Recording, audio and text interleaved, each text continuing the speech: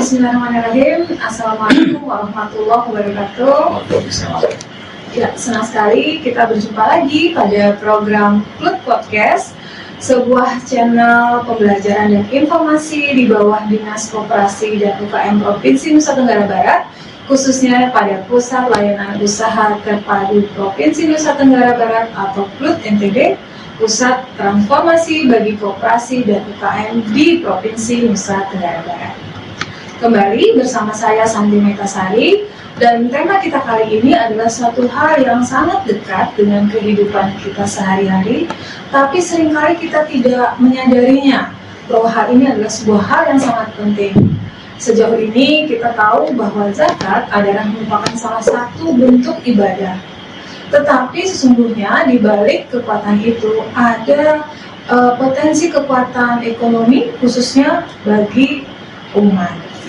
Nah, bersama kami di sini sudah hadir Ketua Basnas Provinsi Nusa Tenggara Barat, Bapak Dr. Lalu Muhammad Iqbal M. Selamat datang, Mi. Terima kasih atas undangannya. Iya, senang sekali, dan tema kita hari ini adalah UMKM Berdaya, Umat Sejahtera. Sebuah tema yang sangat relevan dengan kondisi kita saat ini dan sangat strategis untuk mempersiapkan masa depan ekonomi kerakyatan, khususnya untuk menunjang program-program Bapak Gubernur Provinsi Nusa Tenggara Barat dengan 3 tema unggulan yang salah satunya adalah pengentasan kemiskinan. Siap. Sehat, Mami? Alhamdulillah sehat. Gimana tumben ke Klut nih? Iya, alhamdulillah ini kunjungan pertama ke Klut. Gimana kesan-kesannya terhadap Klut? Amazing. Gitu. Amazing ya. Saya sebelumnya belum membayangkan Klut seperti ini gitu. Tapi setelah beberapa ruangan saya masuki, diperkenalkan tentang inkubasi di bidang gitu. Saya merasa bahwa ini momen yang tepat Basnas NTB bersama Klut untuk bisa melakukan pemberdayaan bersama-sama. Baik. Tapi sebelumnya sedikit terlambat, tapi nggak apa-apa, gini Mami, selamat atas dilantiknya sebagai Ketua Basnas 2025 sampai 2030 ya. Ini boleh di-spill sedikit gimana nih kok Mami ini bisa terpilih jadi ketua, dan bagaimana sih semangat Mami untuk melakukan penggerakan ekonomi nih melalui Basnas? Boleh cerita sedikit? Iya, saya awalnya seorang akademisi ya, dan praktisi pendidikan juga. Saya memiliki atau mengasuh pondok pesantren juga. Di perguruan tinggi kan kita diajarkan tridharma perguruan tinggi. Selain mengajar di kampus juga kan ada pengabdian kepada masyarakat ya. Iya. Tentu dalam perjalanan itu sampailah kepada satu momen di mana ada seleksi untuk komisioner Basnas. Oh, jadi ada seleksinya ya? Iya, jadi Tes ya, di tes ya. benar. Jadi di-SK-kan oleh gubernur, tapi proses seleksinya kan tidak hanya melibatkan pemerintah provinsi, tapi juga pusat gitu. Nah, adanya informasi dan peluang itu, maka saya kira ini momen yang tepat juga untuk melebarkan pengkhidmatan kepada umat ya, melalui pengumpulan dan distribusi zakat infak dan sedekah, dan alhamdulillah dipercaya sebagai ketua. Wah, senang sekali ya. Tentu saja tesnya tidak semudah itu nih ya, untuk bisa jadi ya.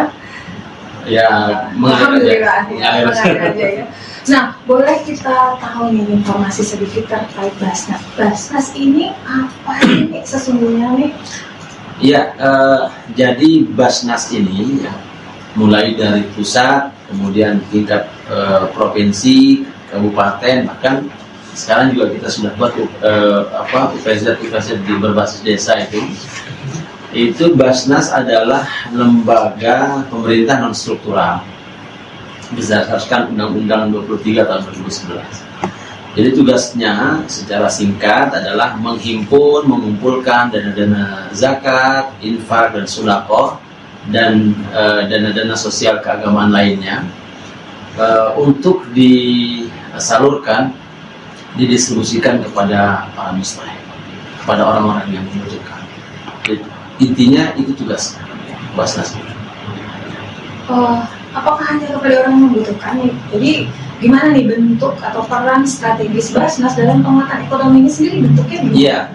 Jadi pertama, karena zakat ini setelah dia dikumpulkan, didistribusikannya kepada para mustahik yang tercantum di dalam Quran surah At-Taubah 60, ya, yaitu innamas shadaqatu lil fuqara'i wal masakin wal 'amilina 'alaiha wal mu'allafati qulubuhum wa fir riqab wal gharimin wa fi sabilillahi wa ibnis sabil. Jadi kepada fakir, kepada miskin, amil, mu'allaf, kemudian hamba sahaya, kemudian yang berhutang, dan orang-orang yang berada di jalan Allah, dan orang-orang yang musafir gitu. Jadi peruntukannya kepada 8 asal tersebut. Sepanjang peruntukannya kepada mereka yang termasuk di dalam 8 asal itu, maka dana-dana zakat sah untuk didistribusikan. Jadi itu peruntukannya kepada 8 asal itu. Sehingga penyalurannya memang kalau zakat harus ke sana. Ya. Kecuali kalau infak sedekah kan lebih umum.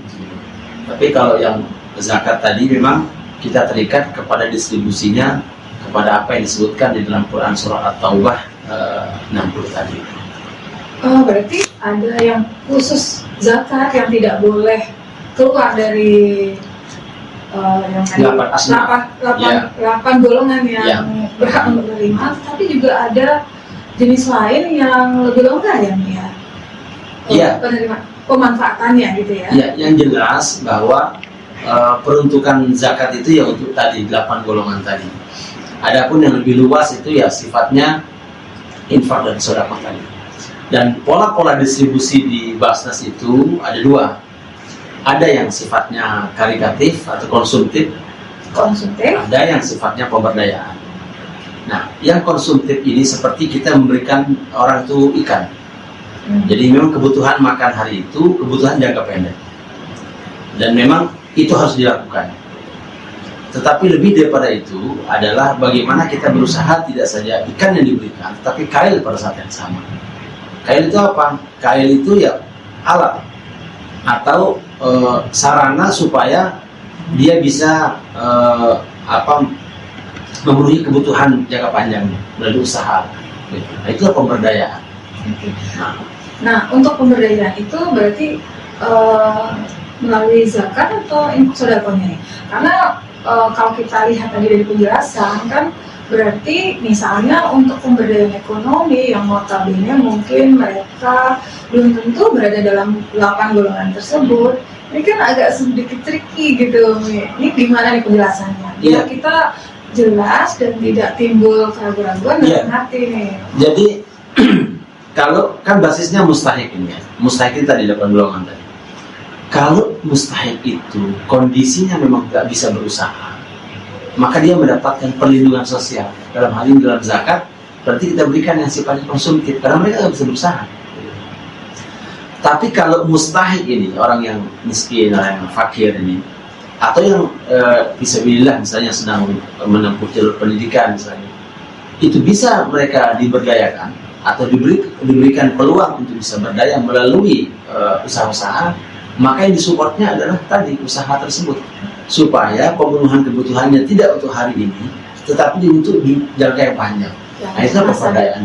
Berarti kalau benang merahnya antara Basnas dan program-program sekarang yang sedang diusung oleh Gubernur selaras gitu ya? Iya, karena ini memang untuk pemberdayaan, tetapi pemberdayaannya itu kepada sasarannya kepada tadi mustahik tadi, orang yang tidak mampu. Bukan kepada orang-orang yang sudah mampu, bukan. Berarti visi dari Basnas sendiri apa tuh? Visinya Basnas? Basnas ini kan visinya itu kalau di Basnas NTB hari ini adalah kita berusaha, visi besarnya itu transformasi mustahik menjadi muzaki. Itu visi besarnya. Jadi dengan adanya dana zakat ini diharapkan nanti orang-orang yang diberikan dana zakat itu bisa keluar dari kondisi di mana sebelumnya mereka menerima, besok menjadi pemberi. Masya Allah. Dengan pemberdayaan itu, kemarin mereka difasilitasi sarana usaha, difasilitasi pelatihan, kemudian dibuatkan barangkali ekosistem bisnisnya berjalan. Setelah berjalan, maka mereka menjadi pemberi melalui, kalau zakat misalnya belum sampai nisab hartanya, paling tidak mereka berinfak dan sedekah. Gitu. Jadi itu visi besar Basnas. Luar biasa ya. Nah, jadi menarik nih. Sejauh ini apa saja yang sudah Basnas lakukan untuk mencapai misi tersebut? Ya, Basnas ini punya 5 program besar. Pertama yang disebut dengan NTB Cerdas. Ini NTB Cerdas ini adalah kita memberikan sekarang bantuan kepada para mustahik yang sedang meneliti penelitian di kampus-kampus S1, S2, dan S3. Bagi mereka yang tidak mampu, di saat mereka penelitian itu kita bisa mensupport mereka. Ya. Gitu. Bisa nih berarti kita mengakses ya. Iya, jadi untuk sekolah yang meneliti itu disupport ya. Sepanjang dana zakatnya di sektor itu ada gitu ya. Ya. Kemudian yang kedua disebut dengan Basnas NTB Makmur. Makmur. Ya, jadi inilah tempat di mana para mustahik yang berdaya itu, artinya yang bisa diberdayakan untuk mengembangkan dirinya melalui usaha-usaha mikro atau ultra mikro, maka kita memberikan support untuk itu kepada mereka. Nah, kita sekarang misalnya ada gerobak ya, usaha yang kalau misalnya lihat di jalan-jalan ya, beberapa sudut-sudut kota, tempat-tempat di mana ada berkumpul orang banyak, di situ ada gerobak Basnas di situ. Jadi kita terjemahkan sebagai teman-teman mustahik yang UMKM yang mikro. Ada juga di bawahnya itu ultra mikro, kita terjemahkan memberikan sarana bagi para mustahik berupa lapak UMKM, meja-meja tempat mereka jualan itu juga sudah ada di Basnas, itu diberikan juga melalui kabupaten kota, Basnas kabupaten kota. Kemudian selain itu juga dalam skala yang lebih besar, ini supporting juga dari Basnas Republik Indonesia. Kemarin bersama Ketua Basnas RI kita sudah melaunching lumbung pangan di Lombok Timur. Jadi varietas jagung seluas 50 hektar itu sudah dipanen kemarin dan luar biasa itu hasilnya bagi para mustahik yang ada di sana. Selebihnya ditambah lagi 25 hektar untuk padi. Kemudian di sektor usaha perbengkelan juga Basnas RI melalui Basnas NTB itu memberikan support kepada mereka yang baru mengembangkan usahanya di bidang perbengkelan, diberikan sarana kompresor dan sebagainya. Kemudian ada juga Z-Kopi, ini yang kita sudah masuk ke kampus-kampus. Nah, Z-Kopi itu adalah usaha coffee shop. Jadi diberikan booth, kemudian ada alat untuk roasting kopinya. Oh, sampai roasting kopi? Iya, sampai membuat kopinya itu. Kemudian pelatihannya, sampai yang penting mereka sudah siap jual, gitu. Juga sudah dilaksanakan di Basnas. Jadi intinya bahwa selain yang sifatnya tadi konsumtif, Basnas juga terus berusaha menjadi fasilitator agar para mustahik ini mampu berdaya mengembangkan dirinya, sehingga kelak atau besok kita ingin mendapatkan informasi dan berita bahwa yang kemarin diberikan oleh Basnas itu sekarang mereka menjadi rutin, menjadi pemberi, ya, berbagi kepada mereka yang belum berdaya. Ngomong-ngomong, potensi zakat sedekah di NTB ini besar ya, Nih? Ya, jadi kalau kita berdasarkan kepada laporan dari Basnas NTB maupun Basnas Kabupaten Kota, kalau Basnas Kabupaten Kota misalnya rata-rata mereka dari 10 sampai 15 M misalnya.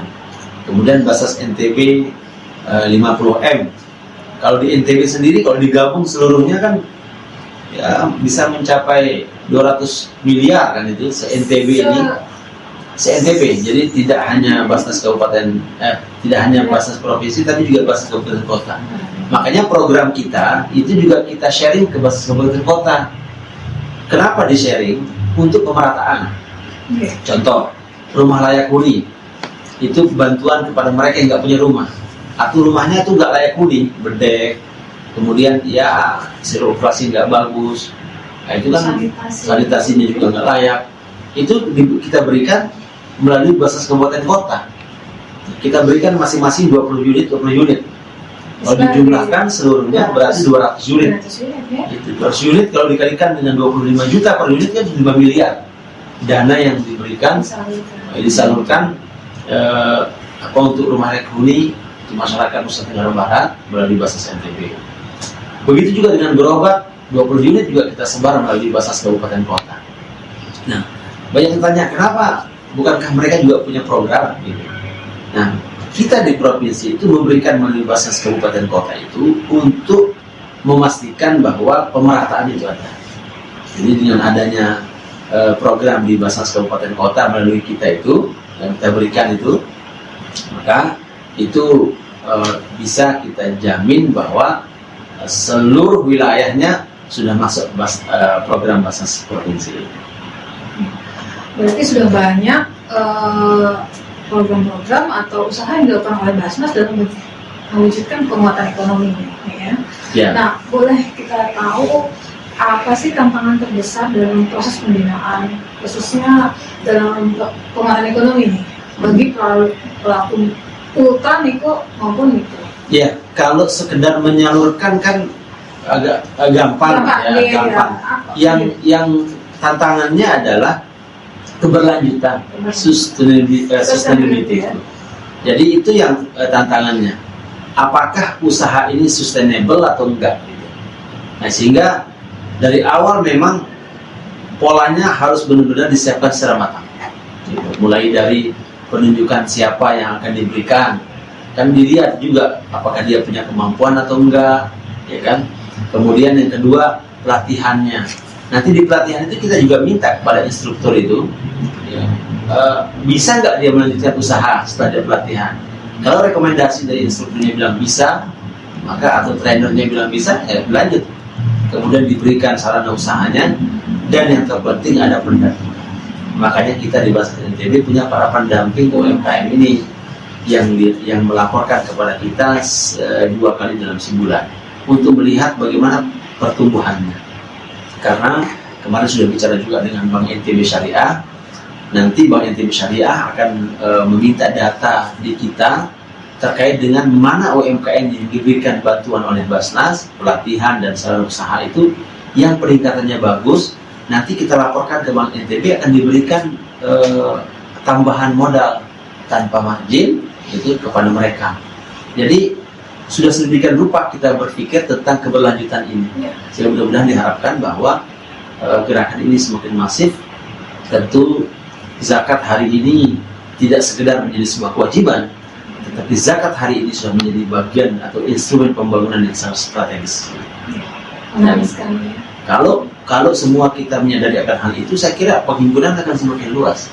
Tentu kami juga dari lembaga, dari Badan Amil Zakat Nasional, itu juga harus menunjukkan kinerja agar trust para muzaki ini bagus kepada lembaga, sehingga tentu itu akan linear dengan jumlah penghimpunan.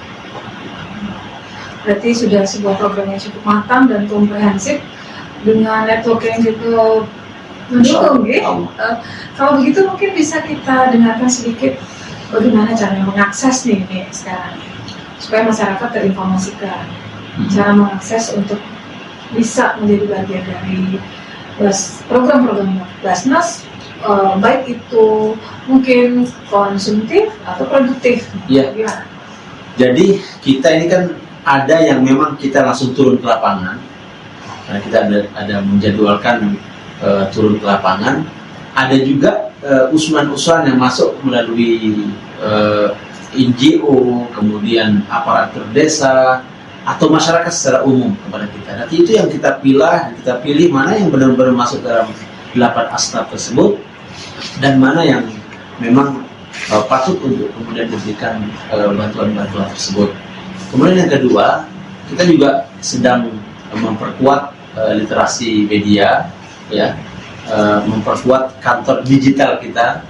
Itu artinya bahwa informasi-informasi tentang Basnas dapat diakses di platform media sosial Basnas gitu. ya TikTok ya, Instagram ya, Facebook ya, lengkap ya semuanya lah. Sehingga sekarang berarti tapi itu harus berjenjang ya, Apa jadi?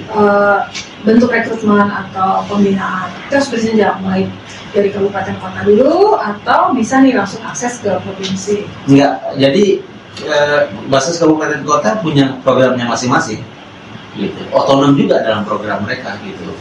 Tapi juga ada yang sifatnya koordinatif dengan Basis NTB. Nah, mana yang memang kita bisa kerja bersama, kita kerjakan. Rumah layak huni kita kerjakan bersama. Gerobak juga kita kerjakan bersama. Usulan-usulan orang-orang yang sakit dari kalangan orang-orang yang tidak mampu ketika tidak bisa ditangani oleh Basis kabupaten kota juga direkom ke provinsi. Jadi sifatnya kita jalan bersama-sama.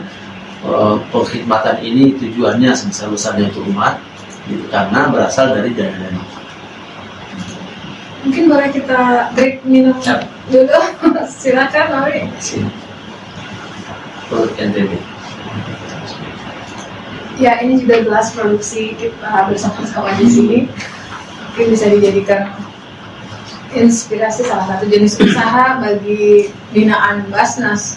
Iya, menarik sih tadi, karena waktu saya keliling tadi juga saya langsung berpikir tentang bagaimana mustaid kita yang ada dalam proses pemberdayaan ini itu juga bisa beragam jenis-jenis usaha. Iya, jenis usaha bukan hanya olahan pangan atau misalnya kerajinan, tapi juga yang kekinian atau yang lebih relate dengan apa yang ada sekarang nih. Apalagi sekarang misalnya contohnya pemerintah provinsi lagi gencar tentang pariwisata. Nah, mungkin apa yang relate dengan pariwisata mungkin bisa lebih diluaskan lagi.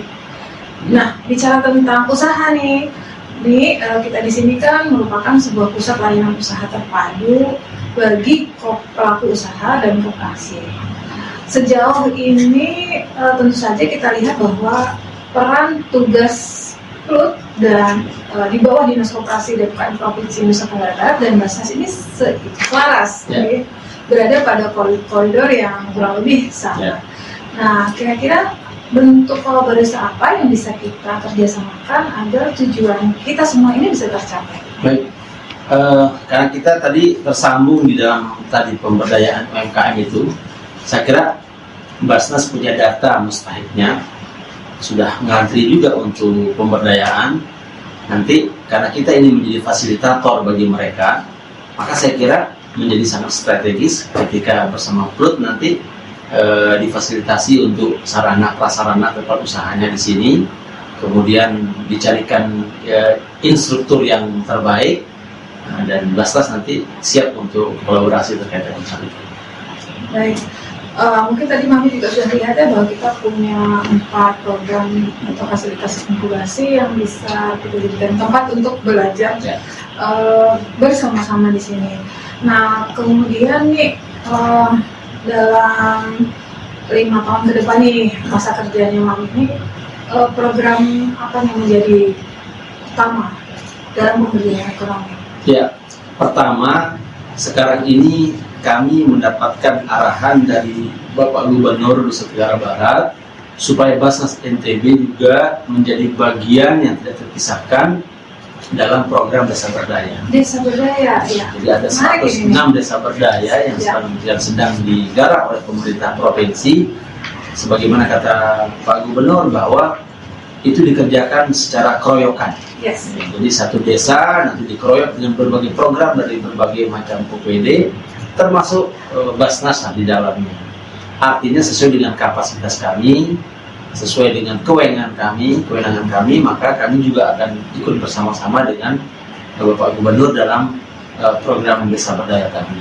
Jadi itu dalam hal sinergi Basnas dengan pemerintah provinsi. Yang kedua terkait dengan pemberdayaan, ini juga penting untuk terus dilakukan karena bagaimanapun kita di Basnas itu diarahkan untuk melakukan pengentasan kemiskinan juga, ya, bukan memelihara kemiskinan gitu. Maka kita dorong supaya teman-teman yang punya kelebihan harta, maka silakan diserahkan melalui lembaga resmi pemerintah yaitu Basnas untuk nanti dikelola secara sistemik gitu. Barangkali ada sebagian yang memberikan zakatnya atau infak sedekahnya kepada sasaran tertentu orang gitu. Terus itu saja yang diberikan gitu ya. Tetapi tentu itu bagus juga. Jadi itu pilihan saja. Tetapi kalau yang diberikan itu saja, itu berarti bukan pengentasan kemiskinan, tetapi itu memelihara kemiskinan gitu. Sehingga dengan pemberdayaan ini maka diharapkan bahwa nanti orang yang diberikan dana zakat itu diberdayakan, bisa berusaha, bisa berkembang, dan pada akhirnya mereka menjadi pemberi bagi yang lain. Tahun ini sudah ada target desa berdaya nih. Basnas sendiri pegang desa yang mana nih, kan biasanya gitu tuh? Iya, sudah ada datanya di kita. Nanti insya Allah kita akan maksimalkan tahun ini semampu kita beberapa desa yang bisa kita masuk, terutama di Rumah Layak Huni, kemudian tadi pemberdayaan tadi, insya Allah kita akan masuk juga di situ. Dan ternyata tidak hanya sebatas kita menyerahkan zakat infak sedekah, ya bahasa sih ternyata luas sekali cakupan kerjanya. Iya. Ya.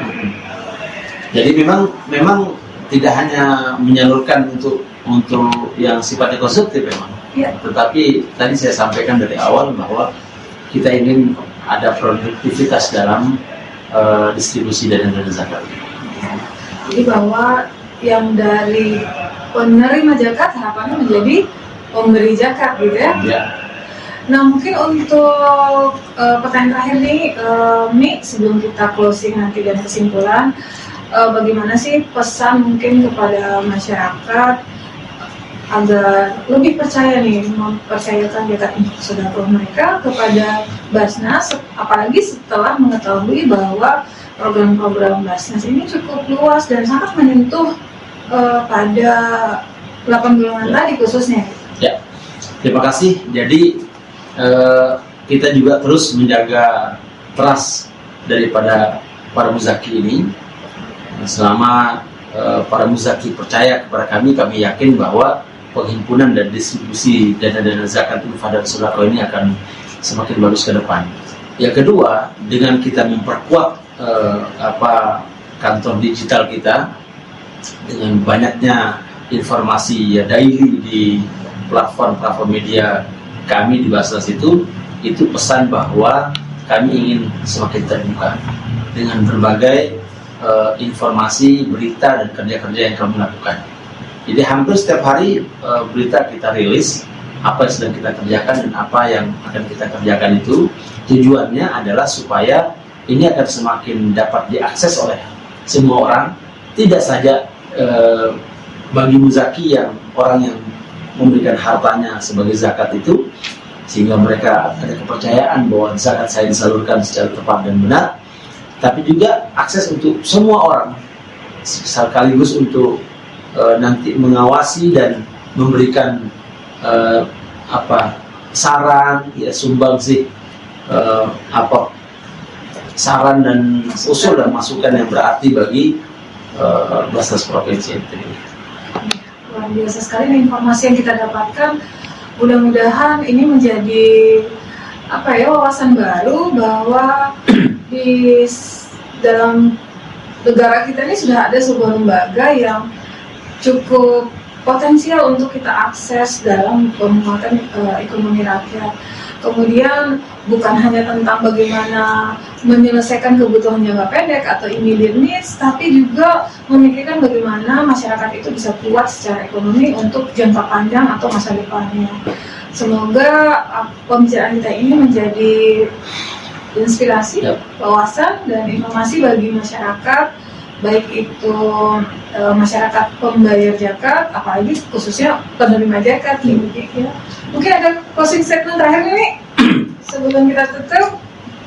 Pertama, saya ingin sampaikan bahwa atas nama Basnas Provinsi Nusa Tenggara Barat, kami mengucapkan terima kasih kepada seluruh muzaki kita, dari ASN, dari para pengusaha, dari orang-orang kaya, ya seluruhnya, yang telah mempercayakan hartanya, zakatnya melalui Basnas NTB. Yang kedua, ingin juga sampaikan bahwa Basnas NTB terus berupaya hari ini untuk melakukan distribusi dana-dana zakat, tidak saja memberikan kepada orang yang sangat membutuhkan untuk makan dan sebagainya, tapi pada saat yang sama juga melakukan pemberdayaan kepada para mustahik agar ke depan mereka mampu keluar dari kondisi yang sebelumnya selalu diberi menjadi orang yang memberi pada akhirnya. Dan itulah kebahagiaan bagi muzaki, bagi Basnas, dan bagi mustahik itu sendiri. Mari kita bersama-sama mendukung Basnas NTB melakukan transformasi mustahik menjadi muzaki. Amin ya Rabbal Alamin. Ya, mudah-mudahan semua urusan kita dipermudah, kemudian dilancarkan, dan tentu saja Basnas dan tim tetap solid dan produktif gitu ya, sehingga karena ini amanah yang cukup besar untuk mengelola zakat, infak, dan sedekah dari masyarakat. Baik, mungkin dengan closing statement dari Mami tadi, kita ucapkan terima kasih banyak Mami atas penjelasan yang sangat komprehensif dan menjadi inspirasi bagi kita semua. Mudah-mudahan peribahasa tangan di atas jauh lebih baik dari tangan di bawah itu menjadi sebuah target kita bersama di Provinsi Nusa Tenggara Barat, apalagi dengan adanya program-program dari Bapak Gubernur, yaitu pengentasan kemiskinan. Mari kita bersama-sama menjadi individu yang mampu berperan dalam penguatan ekonomi. Cukup sekian podcast kita pada pagi hari yang ceria ini. Senang sekali, Mami, sekali lagi terima kasih atas kedatangannya. Insya Allah kita akan terus menjalin kolaborasi antara PLUT dan Dinas Koperasi Dagangan beserta Basnas Provinsi NTB. Sekali lagi terima kasih. Wabillahi taufiq wal hidayah. Wassalamualaikum warahmatullahi wabarakatuh. Waalaikumsalam warahmatullahi wabarakatuh.